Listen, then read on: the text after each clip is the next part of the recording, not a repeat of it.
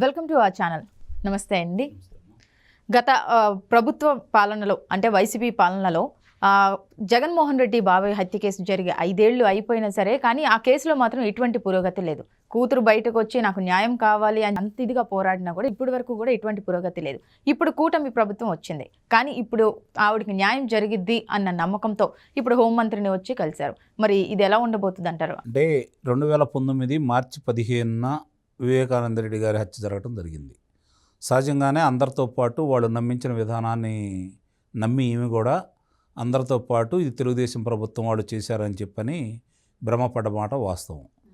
తర్వాత కూలంకుషంగా వాళ్ళకి విషయాలు అర్థమైన తర్వాత కుటుంబ సభ్యులందరూ కూర్చున్నప్పుడు కూడా అవినాష్ రెడ్డి గారి ద్వారానే జరిగిందని చెప్పి ఒక నిర్ధారణకు వచ్చిన తర్వాత వాళ్ళు బెదిరించిన విధానం ఇవన్నీ చూసుకున్న తర్వాత అలాగే సిబిఐ విచారణ కావాలని చెప్పని పడకలే దాన్ని వదిలేసి ఏమీ పట్టించుకోకుండా ఆ హత్యకు సంబంధించిన ఆధారాలన్నీ కూడా మాఫీ చేసే విధంగా అతను ప్రయత్నం చేస్తున్నప్పుడు ఒకసారిగా కళ్ళు తెరుచుకున్నటువంటి సునీత తండ్రి కోసం ఆమె చేసిన పోరాటం అనేది అనన్య సామాన్యం. అందుట్లో ఎలాంటి సందేహం కూడా ఏం లేదు. ఒక బిడ్డగా తండ్రి కోసం ఆమె పడ్డ పోరాటాన్ని అభినందించాలి. అందుట్లో ఎలాంటి సందేహం కూడా ఏం లేదు. కానీ ఇప్పుడు ఈ గత 5 సంవత్సరాల్లో వైఎస్ఆర్సీపీ పార్టీ అధికారంలో జగన్ రెడ్డి ముఖ్యమంత్రిగా అలాగే అవినాష్ రెడ్డి గారు లోక్సభ సభ్యుడిగా అభియోగాలు ఎదుర్కొంటున్న వ్యక్తిని ఏ విధంగా కాపాడుకుంటూ వచ్చాడు, అవినాష్ రెడ్డి గారి పేరు బయటకు వచ్చే సమయంలో ఆయన ఢిల్లీ వెళ్ళి ఏ విధంగా చేసుకుంటూ వచ్చాడనేది ఆంధ్ర రాష్ట్ర ప్రజలందరూ కూడా చూశారు. మొట్టమొదటిగా నారాసురం రక్త చరిత్ర అని చెప్పిన వాళ్ళ చేతుల్లో పత్రిక ఉంది కదా అని చెప్పని మార్చి 16 నుంచి పత్రికలోను ప్రసార మాధ్యమాల్లోనూ పుంకాలుగా దాని గురించి రాశారు, ప్రజలకి నమ్మించారు. ఆ రోజు సిబిఐ విచారణ కావాలంది వాళ్లే, అధికారంలోకి వచ్చిన తర్వాత సిబిఐ విచారణ వద్దంది వాళ్లే. ఆ అమ్మాయి మళ్ళీ కోరుకుంటే తప్ప అది తెలంగాణ న్యాయస్థానానికి అలాగే సిబిఐ విచారణ పురోగతి మాత్రం సునీత గారి పోరాటం వల్లే సాధ్యమైంది. హతుడు తండ్రి హత్య చేసిన వ్యక్తి నేనే చేశాను, పలానాళ్ళు చేయమంటే చేశానని చెప్పని చాలా స్పష్టంగా దస్తగిరి చెప్పడం కూడా జరుగుతుంది.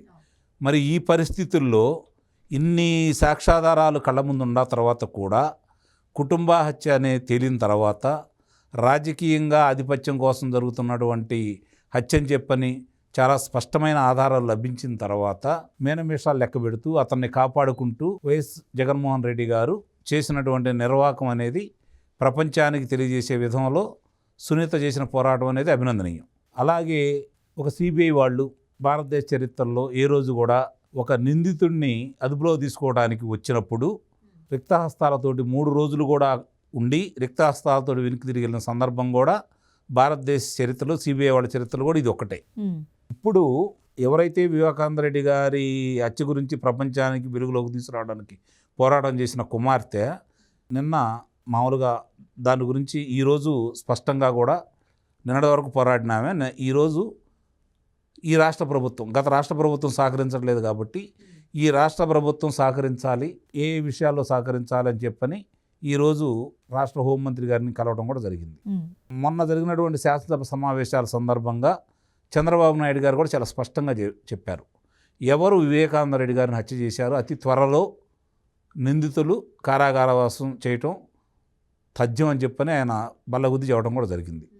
దాన్ని దృష్టిలో పెట్టుకొని ఈరోజు హోంమంత్రి గారి దగ్గరకు వచ్చేసి త్వరితగతిన ఏ విధంగా చేయాలనే ఉద్దేశంతో ఆమె అనిత గారిని కలిశారు, హోంమంత్రి గారిని కలిశారనేది మనకు అర్థమవుతున్నటువంటి విషయం. ఈ ప్రభుత్వం కూడా వాళ్ళు గతంలో నారా చంద్రబాబు నాయుడు గారి మీద మరకలు అంటించారు కాబట్టి ఎట్లా జరిగింది, ఎవరు చంపారు ఏంటనేది ప్రపంచం మొత్తం తెలిసిపోయింది. ఈరోజు సాంకేతిక పరిజ్ఞానం అందుబాటులోకి వచ్చిన తర్వాత గూగుల్ టేక్అవుట్ ద్వారా ఎవరు ఆ ముందు రోజు కావచ్చు, ఆ తర్వాత రోజు కావచ్చు, ఎవరెవరితో సంభాషించారు, హత్య జరిగిన రోజు ఎవరెవరు ఏ ప్రదేశాల్లో ఉన్నారు, ఎవరెవరితో మాట్లాడారని చెప్పని వివరాలతో కూడా న్యాయస్థానానికి సిబిఐ వాడు సమర్పించడం కూడా జరిగింది. కాబట్టి ఆలస్యం అయితే అయిందేమో కానీ హంతకులు తప్పించుకోలేరనేది నా అభిప్రాయం. అంటే ఇక్కడ చూసుకుంటే ఏంటంటే వైఎస్ జగన్ హయాం వచ్చిన దగ్గర నుంచి కూడా టీడీపీ వారికి ఎవరు సపోర్ట్ చేసినా వాళ్ళకు అనుకూలంగా ఎవరు మాట్లాడినా సరే వాళ్ళపై ఏదో విధంగా కేసులు పెట్టడమో లేకపోతే వాళ్ళ మీద దాడులు చేయడమో చేస్తున్నారు. అంటే ఇప్పుడు సునీత వెళ్ళి నాకు న్యాయం కావాలని ఇప్పుడు హోంమంత్రి గారిని కలిశారు కాబట్టి ఇప్పుడు ఆవిడ కూడా ఏమైనా థ్రెట్ ఉంది అనుకోవచ్చు అంటారా? ముఖ్యమంత్రిగా అధికారంలో ఉన్నప్పుడే అతనికి వ్యతిరేకంగా బహిరంగంగా బయటకు వచ్చేసి వీధి తిరిగి తల్లి ఈమె అలాగే వాళ్ళ చెల్లెలు షర్మిల గారు కూడా, సరే వాళ్ళ అంశం తీసి పక్కన పెడదాం, ఈ సునీత గారు డాక్టర్ సునీత గారు ఇంటింటికి తిరిగి జగన్మోహన్ రెడ్డి గారిని ఓడించమన్నారు, అవినాష్ రెడ్డి గారిని ఓడించమన్నారు. అధికారంలో ఉండంగాలోనే భయపడిన ఆమె ఇప్పుడు వీళ్ళని చూసి భయపడుతుందా? భయపడే మనిషి అయితే ఆ విధంగా తిరగబడి పోరాటం చేస్తుందా? ఆమె కూడా చెప్పింది కదా, నేను కడపలో పుట్టిన బిడ్డనేనని. కాబట్టి వీళ్ళని చూసి భయపడో వీళ్ళు ఏదో చేస్తారనో, వీళ్ళు చేయగల సమర్థులే కాదనైతే నేను అంటలేదు. వీటన్నిటికీ అతీతంగా తిరగబడ శక్తి ఉండబట్టే ఆమె బయటకు వచ్చింది, తెగబడి బయటకు వచ్చేసింది. వాస్తవాలు ప్రజల్లోకి తెలియకపోతే, నా తండ్రి హత్యగా నుంచి ప్రపంచానికి ఆ దోషుల్ని శిక్షించలేకపోతే నా జీవితం ఎందుకని చెప్పని పోరాడిన వ్యక్తి ఆ అమ్మాయి.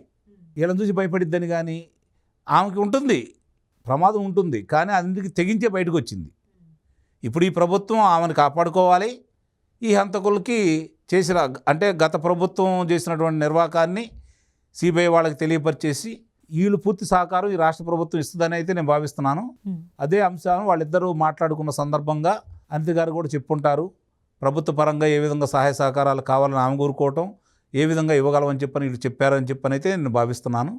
సంపూర్ణ సహకారం ఈ రాష్ట్ర ప్రభుత్వం వివేకానంద రెడ్డి గారి హత్యకు సంబంధించిన విషయాలన్నీ కూడా వీళ్ళ పరిధిలో వీళ్ళకి తెలిసినవన్నీ కూడా సిబిఐ వాళ్ళకి తెలియజేసేసి సరైన న్యాయం చేస్తారని, అంతకుల్ని అతి త్వరలోనే కారాగారవాసం తప్పదని చెప్పని అయితే నేను భావిస్తున్నాను. థ్యాంక్ యూ అండి. Thank you.